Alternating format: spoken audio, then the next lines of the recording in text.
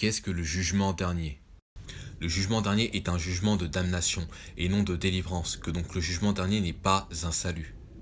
Car beaucoup de personnes pensent que le jugement dernier est un jugement donc pour savoir si vous allez au paradis ou en enfer, mais ce n'est pas cela dans la Bible. Car le jugement dernier est un jugement pour les non sauvés, donc pour les damnés, donc pour les incroyants.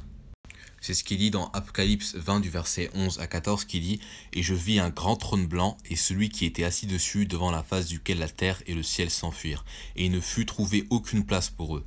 Et je vis les morts, petits et grands, se tenir devant Dieu, et les livres furent ouverts. Et un autre livre fut ouvert, qui est le livre de vie, et les morts furent jugés d'après ces choses qui étaient écrites dans les livres selon leurs œuvres. » Lorsqu'il est dit « et je vis les morts », cela parle de personnes non sauvées, parce qu'un mort est un incroyant qui donc n'a pas mis entièrement sa foi en le Sauveur Jésus-Christ pour aller au paradis, donc pour avoir la vie éternelle. Mais lorsque l'on parle de personnes sauvées, on dit qu'il est vivant. Pourquoi? Parce que maintenant il a la vie éternelle, parce qu'il a mis toute sa foi pleinement et seulement en le Sauveur Jésus-Christ pour aller au paradis. Et après cela, on voit qu'il y a différents livres qui sont ouverts.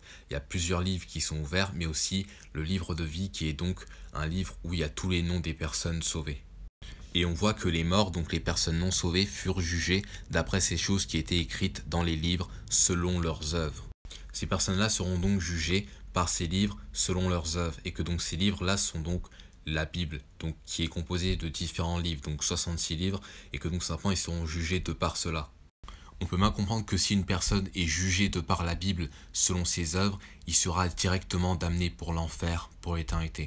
Pourquoi? Parce qu'il n'est pas parfait et que donc il sera rendu coupable devant Dieu. Donc il sera rendu, donc trouvé pécheur devant Dieu. Et que selon la Bible, il aura donc une plus grande ou petite damnation selon ses œuvres. Et à la suite, il est dit « Et la mer restitua les morts qui étaient en elle, et la mort et l'enfer délivrèrent les morts qui étaient en eux, et ils furent jugés chaque homme selon ses œuvres. Et la mort et l'enfer furent jetés dans le lac de feu, c'est là la seconde mort. Et quiconque n'était pas trouvé écrit dans le livre de vie fut jeté dans le lac de feu. » On voit que la mort et l'enfer délivrèrent les morts qui étaient en elle, parce que simplement l'enfer est sous terre, donc il est au centre de la terre, et que donc simplement il délivre les morts qui étaient en elle, donc les personnes non sauvées, pour être donc jugées selon leurs œuvres. Et qu'après cela, la mort et l'enfer sera donc jeté dans un autre lieu qui est donc le lac de feu et de soufre, qui est donc la seconde mort, et que donc quiconque n'est pas trouvé écrit dans le livre de vie sera donc jeté dans le lac de feu. On peut voir que le jugement dernier est un jugement de damnation à éviter, et que donc si vous n'êtes pas sûr à 100% d'aller au paradis, je vous invite à voir la vidéo en bio qui explique cela. Bonne journée à vous et bon visionnage. Amen.